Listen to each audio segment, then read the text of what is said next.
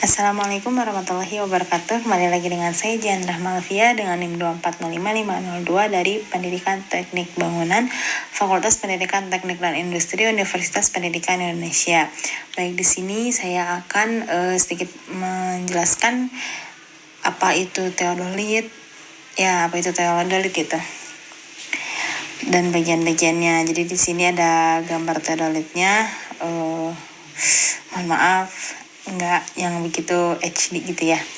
Oke, di sini ada handle, ada pembidik, ada teleskop, ada pengunci vertikal, ada pengatur vertikalnya, ada tempat baterai, layar display, lalu pengatur horizontal, pengatur posisi. Dari handle dulu, ini ada namanya handle, berarti kita tuh tempat untuk memegangnya gitu ya, ketika kita ingin berpindah-pindah posisi gitu, tapi nggak dipasang di kaki statifnya. Nah, itu kita megangnya di handle-nya dan memegang daerah bawahnya ini.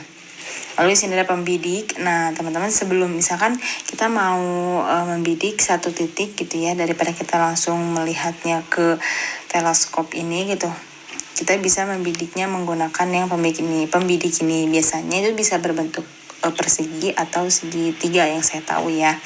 Lalu di sini teleskop, ya kayak lensa gitu ya. Ketika kita udah dapat nih si bidikannya, kita bisa langsung ngelihat di teleskopnya itu. Jadi di dalamnya tuh ada garis 4 gitu. Lalu di tengahnya tuh ada tanda plus kalau nggak salah ya. Saya agak samar-samar. Lalu di sini ada pengunci vertikal.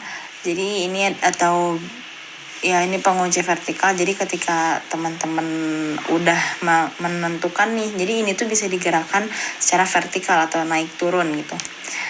Jadi kalau misalnya udah dapat di tengah-tengah di si bidikannya, kita langsung kunci menggunakan vertikal ini. Nah, di sini ada pengatur vertikal yang dimana ini tuh disebutnya kayak penggerak halusnya gitu. Jadi gak yang secara kasar atau secara brutal lah ya gitu. Jadi misalnya kita udah dapet nih sedikit, tapi sama tangan tuh udah nggak bisa diatur, kita bisa menggunakan pengatur vertikal ini. Jadi bisa kita putar secara perlahan, dan itu juga akan, dan ini teleskop ininya tuh akan turun dengan sendirinya secara pelan-pelan gitu. Di sini ada tempat baterainya. Jadi di tempat ini tuh ada baterai yang bisa dibongkar pasang gitu. Lalu di sini ada layar display yang dimana nanti tuh kayak monitornya gitu. Di sini tuh depan belakang ya, di depan dan di belakang ada gitu. Jadi ini bisa ngelihat kayak NEZ-nya berapa kayak gitu. Lalu ada pengatur horizontal. Nah, tadi kan itu ada vertikal. Kalau sekarang itu ada pengatur horizontal, yang dimana itu tuh sebenarnya, nah ini tuh bisa diputar secara horizontal kayak gini. Sedangkan kalau yang atas kan kayak gini, kalau yang satu lagi itu yang bawah kayak gini. Nah, sama kayak fungsi yang tadi secara vertikal gitu. Jadi ini pengatur halus secara horizontalnya. Lalu di sini ada pengunci horizontal, sama seperti pengunci vertikal.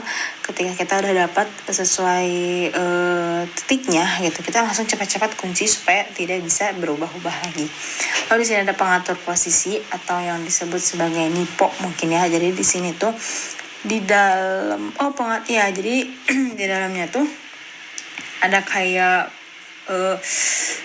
semacam bubble gitu, yang dimana itu di tengahnya juga ada lingkaran warna merah, dan di situ kita harus memasukkan si bubble itu tuh ke dalam yang titik merah itu gitu. Jadi itu menandakan kalau si theodolit atau total station atau water pass itu sudah seimbang gitu. Jadi udah nggak miring ke depan, belakang, samping, kanan, kiri, itu udah nggak ada gitu.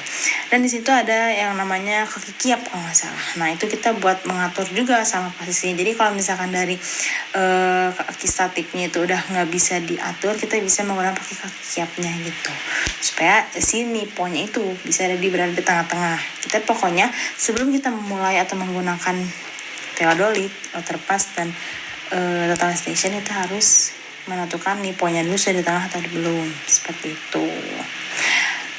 Baik, itu saja mungkin ya penjelasan sedikit mengenai theodolit dari saya. Terima kasih. Wassalamualaikum warahmatullahi wabarakatuh.